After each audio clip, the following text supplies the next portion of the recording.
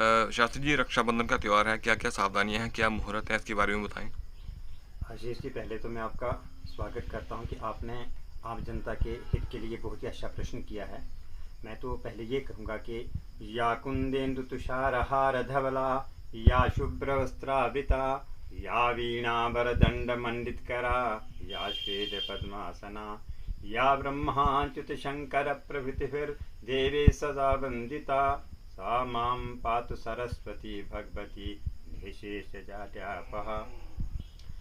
आशीष जी, रक्षाबंधन जो है हमारी रक्षा का प्रतीक है।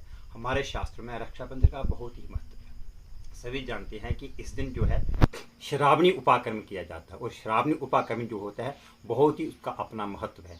इस दिन जो है हमारा श्रावण मास जो है अपनी पूर्णता की ओर जाता है। हमारे जो देव हैं, जैसे हमारे अमरनाथ जी है, अमरनाथ जी का जो यात्रा है आज संपन्न होती है, और आज कल के दिन से ही हमारी जो मणिमहेश की यात्रा है वो प्रारंभ होती है। कहने का अभिप्राय ये है कि ये जो फाल्गुनी और श्रावणी जो ऐसी जो तिथियां होती हैं, इनमें जो बहुत बड़े जो यात्राएं जो होती हैं, देवों का जो है एक जो त्यौहार है वो संपन्न होता है। इसलिए इस त्यौहार को रक्षा बंधन के रूप में मनाया जाता है, रक्षा के हित के लिए मनाया जाता है। इसी दिन हमारे गुरुजन, हमारे पुरोहित, कुल पुरोहित और हमारी बहनें भाई को है उनकी कलाई पर राशि बांध करके उनकी रक्षा की कामना करती है। क्योंकि इस बार का जो रक्षाबंधन है वो भद्रा से ग्रस्त है। भद्रा जो है तीन प्रकार की भद्रा है। वो है एक मृत्युलोक की भद्रा है, स्वर्ग की भद्रा है, और एक पाताल लोक की भद्रा है।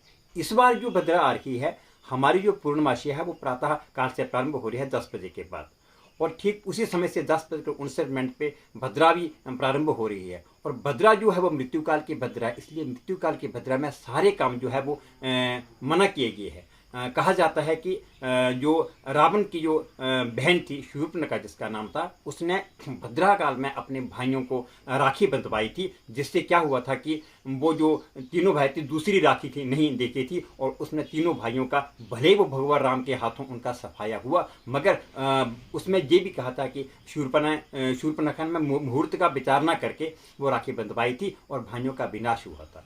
इसलिए ये कल्पना की जाती है, ये धारणा है, हमारी ये भावना है कि हम जब भी राखी बांधे तो भद्रा काल को छोड़ करके हम अक्षय काल में राखी को बांधकर अपने भाइयों की, अपने हितैषियों की भविष्य के लिए कामना करें। रक्षाबंधन की बात करें, समय क्या रहेगा रक्षाबंधन? समय ऐसा है कि जो आज जो है 30 तारीख को है, ये समय आज है रात्रि 9:07 पर, रात्रि 9:07 से लेकर के आगे का मुहूर्त होगा, और कल यानी 31 अगस्त को प्रातः 7:06 तक समय रहेगा। अब चूंकि लोगों की ये धारणा है कि रात्रि होगी, हम जो बहनें हैं वो खाली ब्रह्म मुहूर्त में खाली पेट रह करके आप अपने भाइयों को तिलक करेंगी, राखी बांधेंगी, किंतु समय ऐसा है कि हमें भावना से कोई चीज़ करनी है।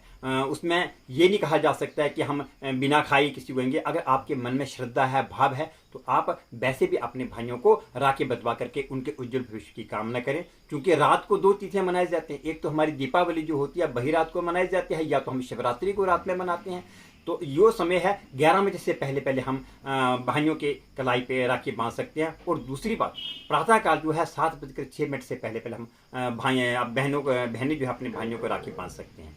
क्योंकि उसमें एक और व्यवधान आ रहा है कि कुछ लोग कहते हैं कि देखिए जी, सुबह हम नहीं पहुंच पाएंगे, कुछ बहनों से दूर से आना है, तो उनके लिए व्यवस्था ये दी गई है कि शास्त्र हमारा जो सनातन धर्म है इसमें एक व्यवस्था दी गई है कि अगर ये बात है तो जो राखी है भगवान लेकर के भगवान कृष्ण को या भगवान राम को, जिस जो भी आपका इष्ट देव है, उसकी कलाई पे बांध दे, और सुबह उठ करके आप अगर समय हो भी जाता है 7 बजे बाद, तो वो भगवान के चरणों से लेकर के आप अपने भाई की कलाई पे बांध सकते हैं। उससे ये होगा कि हमारा मुहूर्त भी हो जाएगा, और दूसरा ये है कि हमारा राखी का जो कर्म है वो भी संपन्न हो जाएगा। जो भाई बहन सर एक दूसरे से दूर हैं, फॉरेन में हैं, कहीं और हैं, वो क्या कर सकते हैं? हाँ, उनके लिए बहुत ही अच्छा प्रश्न किया है। जिनका भाई के विदेश में है या दूर है वो राखी बांध सकता है, तो उसके लिए एक व्यवस्था ये की है कि बहनें जो हैं वो राखी लेकर के भाई के जो चित्र है उस पर बांध सकती हैं, या वो राखी लेके भाई के नाम से भगवान के चरणों में भी अर्पित कर सकते हैं। कि जो बहनें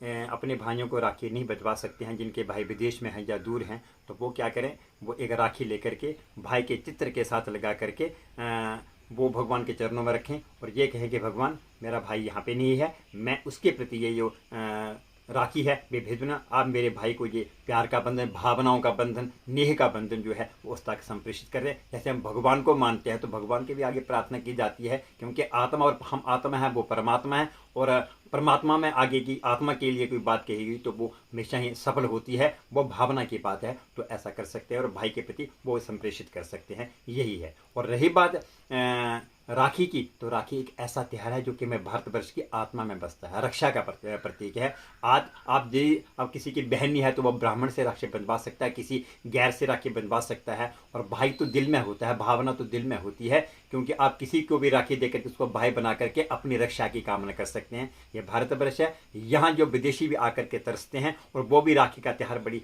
संपन्नता के साथ मनाते हैं। मैं आज के इस पर्व पर सभी भारतवासियों को, अपने सभी आस पड़ोस के लोगों को, अपने सुशील के वासियों को, जम्मू कश्मीर के सभी वासियों को हार्दिक बधाई देता हूँ और कामना करता हूँ कि जब भी राखी आप बंधवाएं तो एक मंत्र बोलें, जेन बद्धो बलि राजा दान बेद्र महावला तेन तो हम बदनामी रक्षे मातल मातल। धन्यवाद। और इसके साथ मैं एक और मैसेज देना चाहता हूं कि हमारे देश के नौजवान जो कि सीमा पे डट करके अपनी जान पे खेल करके वो हमारी रक्षा करते हैं, हमारी अस्मिता की, अखंडता की, भारतवर्ष की रक्षा के हित वो बलि बेदी पर चढ़ जाते हैं। मैं उन सभी नौजवान सिपाहियों को, जवानों को ये मैसेज देना चाहता हूँ, संदेश देना चाहता हूँ कि भगवान वो इसी तन मन धन के साथ और शौर्य के साथ, कर्मठता के साथ डटे रहें। सभी बहनें उनके उज्जवल भविष्य की कामना करें ताकि वो पूरे भारतवर्ष को एक उच्चता की ओर ले जाए, अपने शौर्य से, पराक्रम से दुश्मनों को दांत खट्टे करें। आज के इस पर्व पर सभी सेनानियों को, सैनिकों को जो कि अलग अलग विभागों के हैं, सभी उनको मेरी तरफ से बहुत बहुत बधाई, हार्दिक शुभकामनाएं।